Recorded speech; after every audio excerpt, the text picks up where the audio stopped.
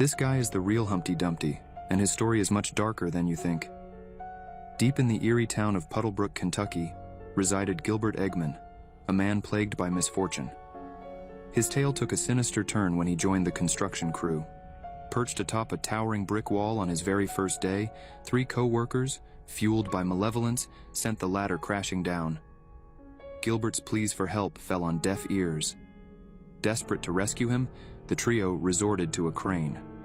But destiny had other plans.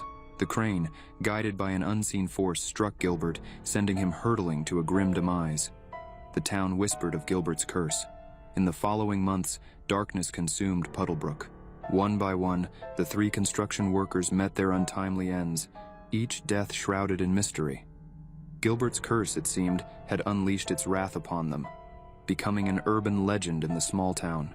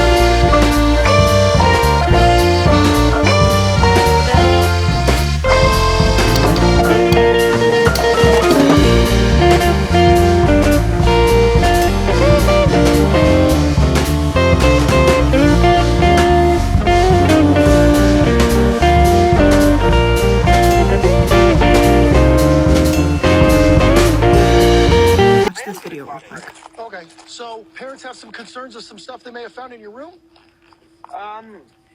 Yeah, I believe so. And what would it be?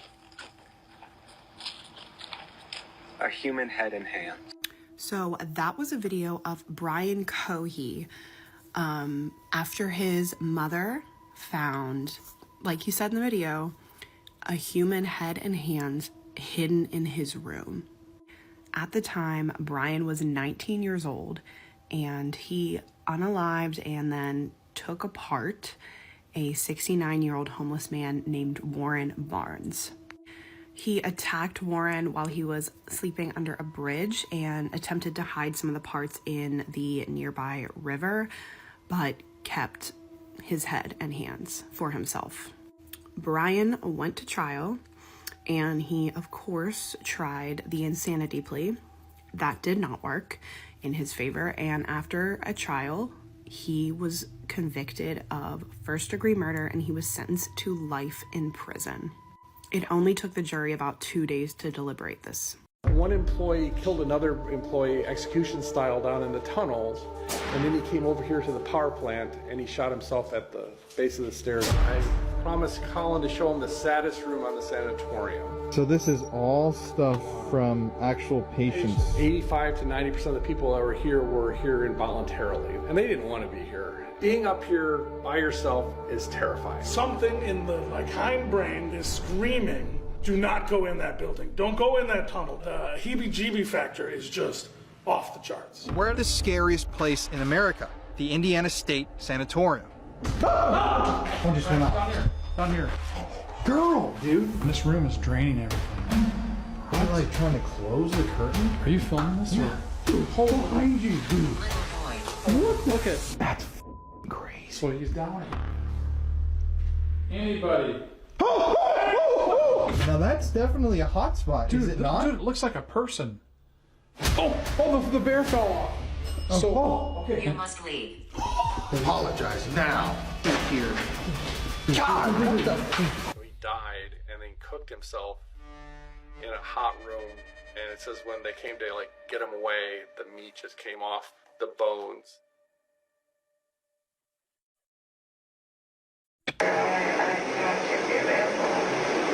Don't want to hear. While you're here, we'll keep you busy. You'll wash for us, you'll clean for us, cook for us, you'll for us. That's your choice in a nutshell. The woman in that video was one of the victims of serial killers Leonard Lake and Charles Ng. These two were two of the most depraved murderers to ever haunt America. So from the outside looking in, Leonard Lake was a totally normal guy. He was married, he went to Bible studies, attended church, but back at his remote cabin in California, Leonard Lake and Charles Ng were abducting sometimes entire families, murdering them and keeping the women hostage for days, weeks at a time. So obviously there's a lot to this story. It's really disturbing. There were over 25 victims attributed to Leonard and Charles, and the two of them would literally abduct entire families. They would then kill the men and the children and keep these women hostage in a bunker on the property. Eventually though, a serious mistake by Charles led the police to the compound. And that's when they arrested both of these guys. They started digging up the grounds and they discovered the corpses of those 25 plus victims. And when they searched the home, they also found a library of videotapes. These videotapes graphically show the interactions between Leonard Lake and his victims. There are a lot of tapes. They're all on YouTube. You can go watch them. But they are incredibly disturbing. Just watching Leonard talk to the camera about his thoughts and desires, listening to the way he treats and talks to these women that he's abducted, and knowing the amount of carnage that this man and his friend caused is crazy. As a side note, Leonard Lake actually took his own life a couple days after being arrested because he had sewn cyanide pills into his clothing. So he never really was truly brought to justice. Sometimes true for stranger than fiction. The case of Richard Trenton Chase is a story which even the most depraved horror writer would struggle to create. Over the course of 4 weeks spanning across 1977 and 1978, Richard Chase took the lives of 6 innocent victims in Sacramento, California. His murders gradually progressed in violence, beginning with drive-by shootings and culminating in acts of cannibalism. You can get juice from a potato.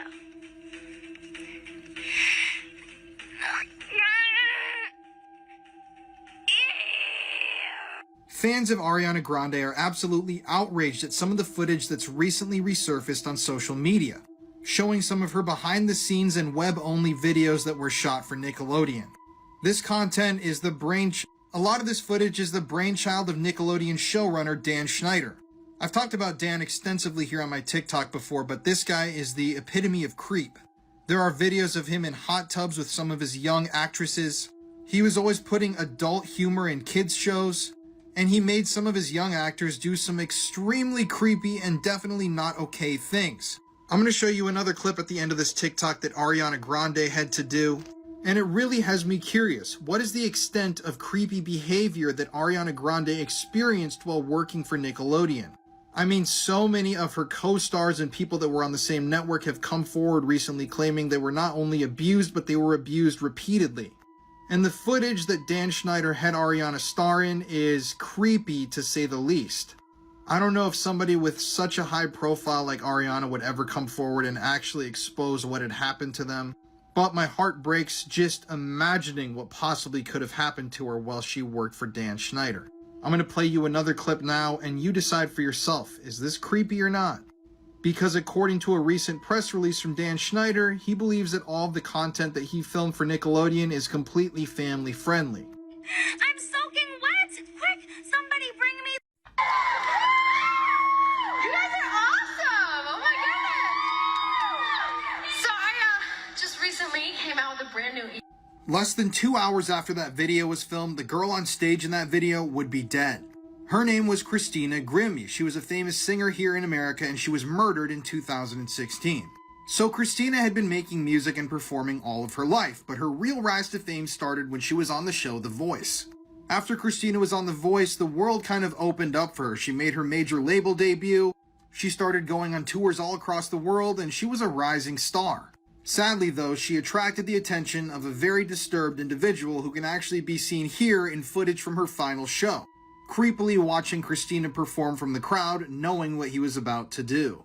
That man was 27-year-old Kevin James Loibl. So Christina's performance that evening ended at about 10 p.m. And afterwards, she moved over to a little booth to sign autographs for people who had come to the show. At around 10:24 p.m., Kevin approached Christina. Christina, thinking he was just like every other fan there, opened her arms up to give him a big hug. But that's when Kevin retrieved a Glock pistol from his person and shot her 3 times at point-blank range. After the shots rang out, Christina's brother tackled Kevin to the ground. Yes, sadly, Christina's brother was there working the booth with her that evening. But after a fight, Kevin managed to get himself free. He retrieved his Glock and he took his own life right next to Christina's body. Sadly, Christina had been shot twice in the chest and once in the head. And by 10:59 p.m., not even a full hour after she finished her performance, Christina Grimmie was pronounced dead. Afterwards, Kevin's family left this note for the media. This was all they had to say after the tragedy. But fans, even to this day, remember Christina as an amazing singer and talk about the potential that she had if she hadn't been taken from this world so quickly. If you want to listen to more true crime stories, check out the podcast Murder in America that I co-host with my wife, Courtney. You can listen to it on any streaming platform. I was growling and making animalistic noises. At this point, there can be no doubt that Brian is excited to tell the investigators all about his horrific deed. Not only is he pleased to be holding court, he's actually reliving the murder and relishing the memory, demonstrated by a smile. As for any question of this crime being premeditated, Brian admits to having put on 3 layers of gloves, which he already had with him. The whole ordeal lasted about a minute and a half. Okay. And when I was finished stabbing him, he took out his last breath, a grunt, and his head was halfway cut off in stabs. All the while, no, actually, after I killed him, I just couldn't stop saying, stinky, dirty, dirty, stinky, stinky. I wasn't smelling anything, but... In an eerie coincidence, on one of his social media accounts, Brian identifies himself as that stinky boy registered under his email ID. And why were you saying that? I don't know. Okay. But you remember doing it, so... Yeah. I suppose it was just me speaking out my mind at that moment. It was a pouring out of the mind. Were you worried about, I mean, this looks like it's pretty close to the road and stuff. Somebody seeing you or catching you? It was 11 p.m., so not many were driving by. Well, it was behind the pillar. So, like, here's the road. Uh-huh. It was here. So people would only see a brief thing here and here. So, were you worried about them seeing you? I was worried about one of them stopping. What did you think could happen if somebody... Well, if they looked, well, it was quite dark under there, so they wouldn't have seen the guy unless they looked. They would have seen me holding a bloody 12-inch knife, wearing gloves, and wearing a mask to conceal my identity, a face mask. Okay. So you weren't doing it for COVID, you were doing it to hide your face? Partially. Social distancing. Right. Yeah, but no one stopped. And I'm just like, proves the bystander effect. His laughter and offhand comments speak to his mindset, which is that nothing is wrong. Brian mentions the bystander effect here, which is the idea that the more people there are watching a crime, the less likely that anyone will stand up and do anything about it. There are a few different reasons behind this, but we know that it often occurs because people may be afraid that they'll be judged by the rest of the crowd if they step in first to do something. Ultimately, people are social creatures, and the vast majority of people chose to do whatever the rest of the crowd does. This is Funky Town, one of the worst cartel execution videos explained. Okay, before I begin, this is a massive trigger warning. The video begins in some sort of room and there is music playing. The first song that plays is Sweet Child of Mine by Guns N' Roses, and the camera pans to the victim tied on the floor with some plastic wire, but the torture already began before the video starts, because the victim looks like he already went through complete brutality. His hands have already been cut off and his face has been completely flayed, which means skinned. There is no skin on the victim's face at all, and his eyes have been gouged out. And there's an insane amount of blood on the floor, but the most messed up part about this is that the victim is hooked up to some sort of IV, and the IV is pumping him with drugs to keep him alive and aware, making sure he felt everything happening to him. At the start of the video, they try and slit his throat with a sickle and press it against his jaw. But when the victim begins to scream, they shove a box cutter in his mouth to shut him up. His screams are absolutely gut-turning. They kept going from screaming to gurgling, from screaming to gurgling. And as the video progresses, they take the box cutter and slit his throat about 40 times. And keep in mind, the victim is still alive and aware of everything because of the drugs they are giving him to keep him alive. Also, the killers are mocking and laughing at the victim the entire time. They continue to try and slit his throat with the box cutter and were going at his neck numerous times, all while the song Funky Town was playing in the background, hence the name of the video. The killers kept having to physically restrain the victim, meaning there was still a lot of life left in him, and the amount of pain he had to be in is completely unimaginable. At one point in the video, a man had his foot on his chest holding him down, and another time they had shoved a pole in his mouth holding him in place.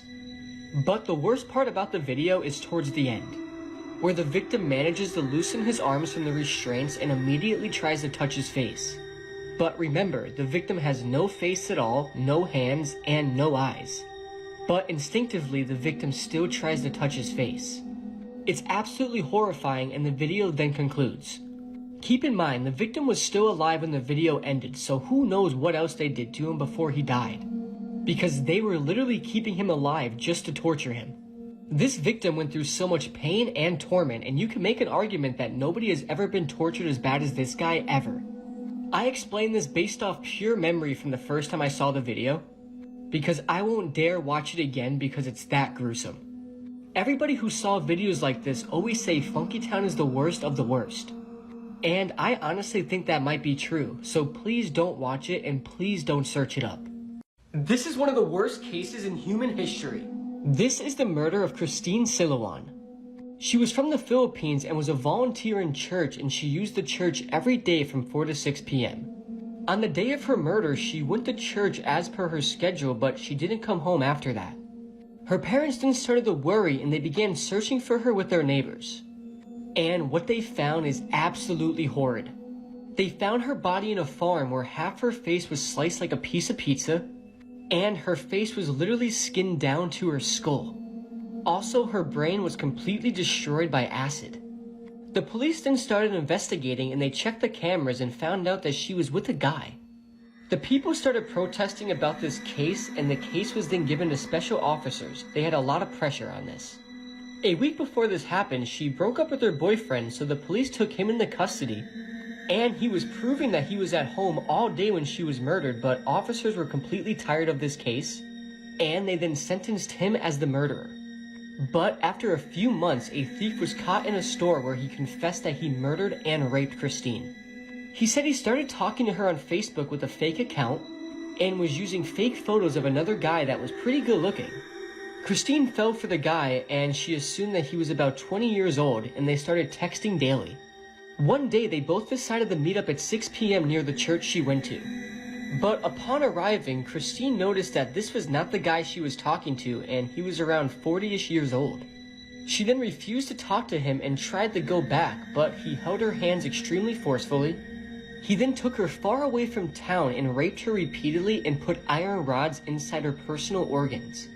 He then cut her face in half and then skinned her whole head down to the skull. And to make it even worse, he put acid inside of her head. The autopsy also revealed that her tongue, trachea, esophagus, parts of her neck, and her right ear were missing. The self-proclaimed killer of this case, named Renato Lanis, said that he used barber-type scissors and stabbed her 30 times on different parts of her body and skinned her face. Christine Siluan was only 16 years old, and this case is extremely haunting. There's a picture of her body that was found in the field, but Google did a really good job of not showing it and hiding it.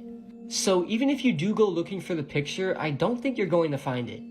This is one of those cases that after you get done reading it, you just feel some sort of uneasiness. I feel so bad for Christine's family, and I can't imagine finding my daughter in this state. May Christine Siluan rest in peace. This is said to be one of the worst cartel videos ever, so whatever you do, don't look up the video. Before I begin, I can't stress enough how bad this video is. Whatever you do, never go searching for it. The full version of the video is 6 minutes long, and the video is shot in the nighttime in some sort of desert location. You see the victim, who has been blindfolded with his hands tied behind his back, and he is also wearing a white t-shirt that spells out the cartel he belongs to.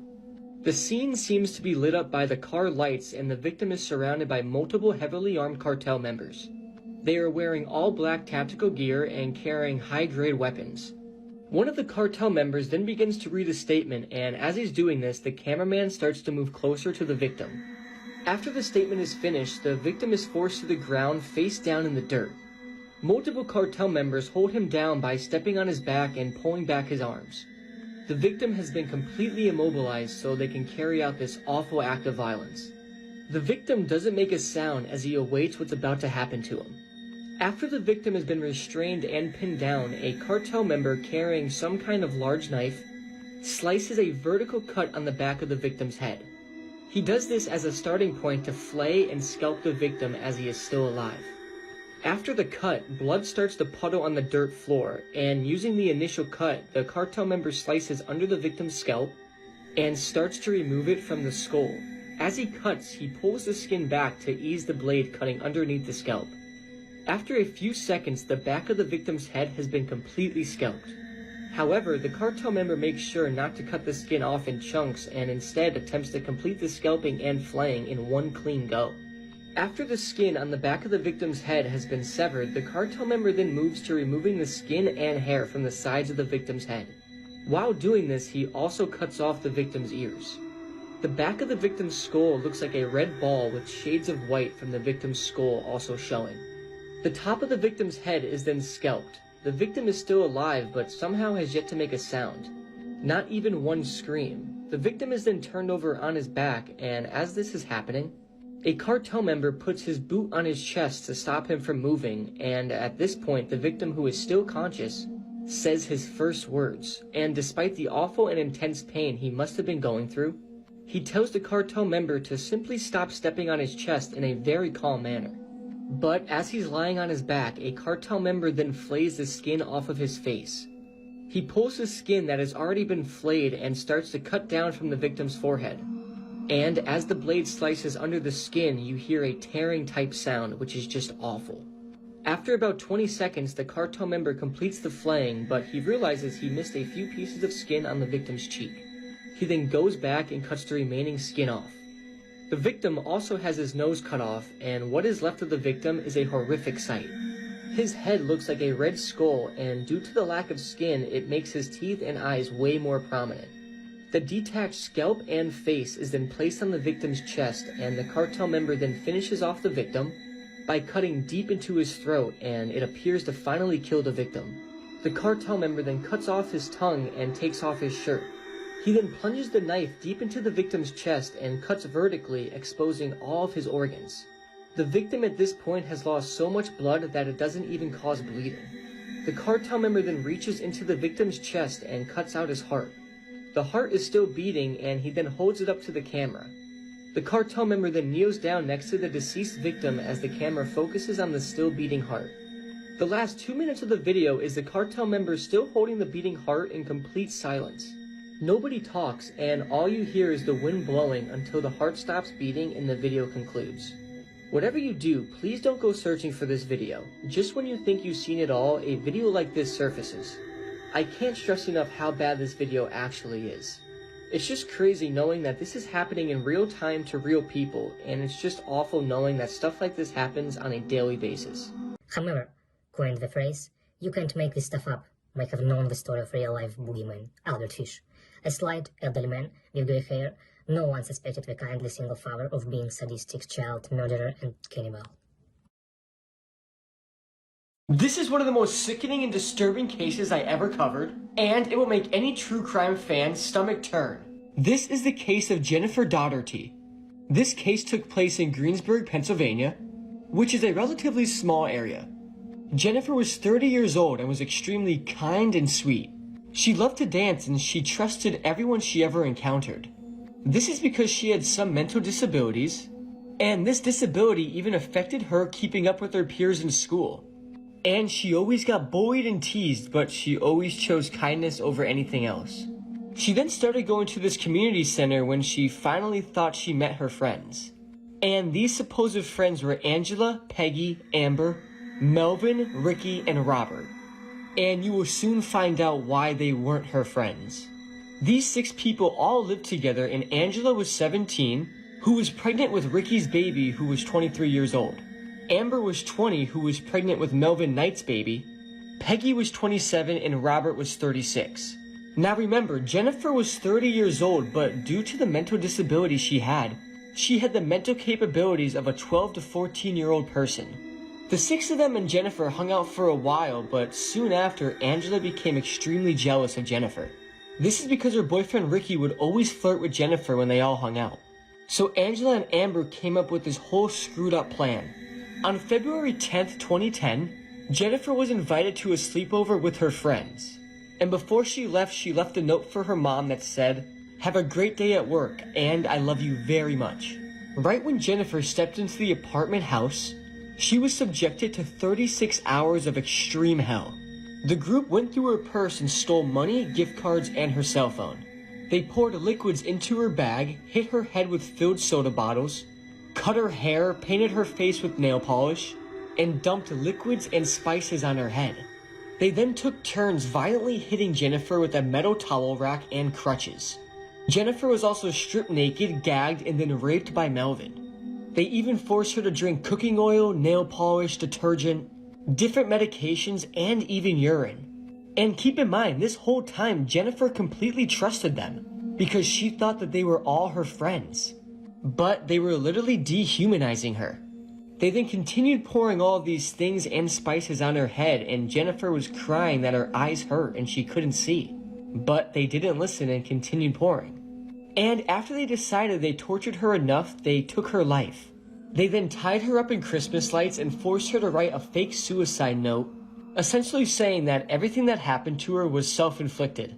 The first line reads, "I have not been feeling happy for a while now, and I also feel everybody will be better off without me." Which is just sad because that wasn't the case. Jennifer was extremely loved. Once the note was written, they got a knife and stabbed Jennifer to death.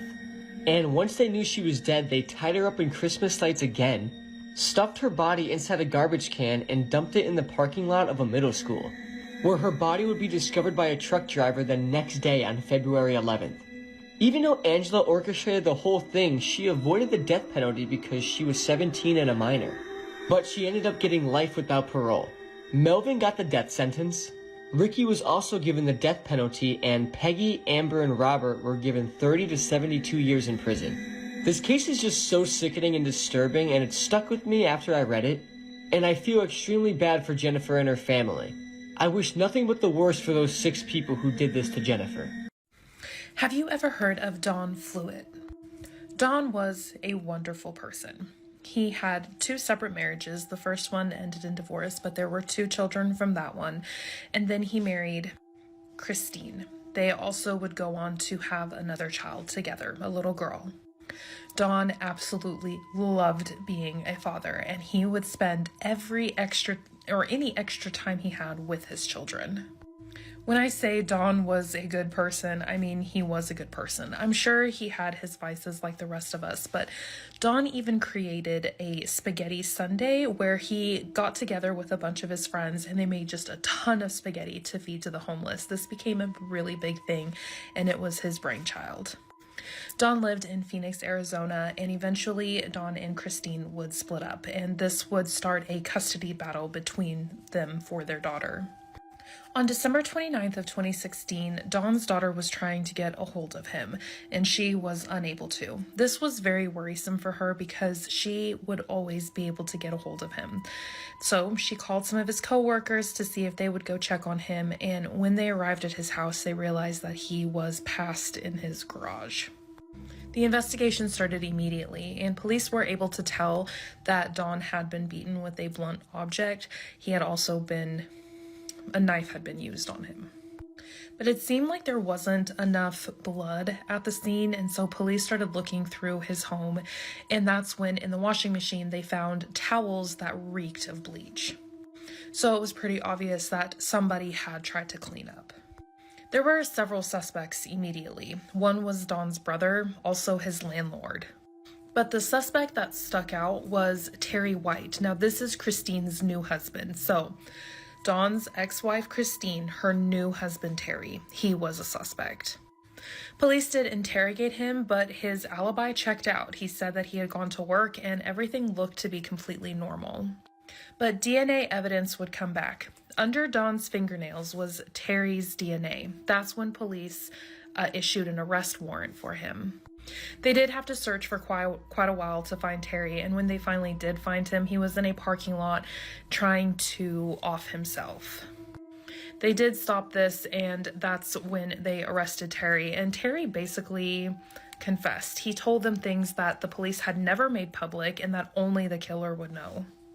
But that wasn't all that Terry said. Terry implied or said that Christine had told him that he needed to take care of Dawn because he needed to protect his stepdaughter. There was a custody battle going on between Dawn and Christine, and it really seemed like Christine wanted to just take Dawn out of the picture so that she could have full custody of her daughter. So then Christine was arrested. But the kicker to all of this is Christine was eventually bonded out. The judge gave her a personal recognizance bond and had her dad supervise her via telephone calls. Like, he had to call her to supervise her because he lived all the way in Oregon. She was in Arizona.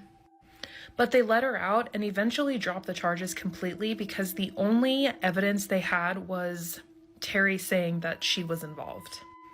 So she might have gotten away with unaliving someone completely.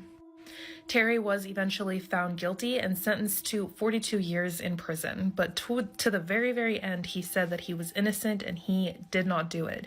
He didn't even apologize to Dawn's family, saying he was not going to apologize for an unaliving he was not a part of. So what are your thoughts on this case? Let me know down in the comments and follow for more true crime.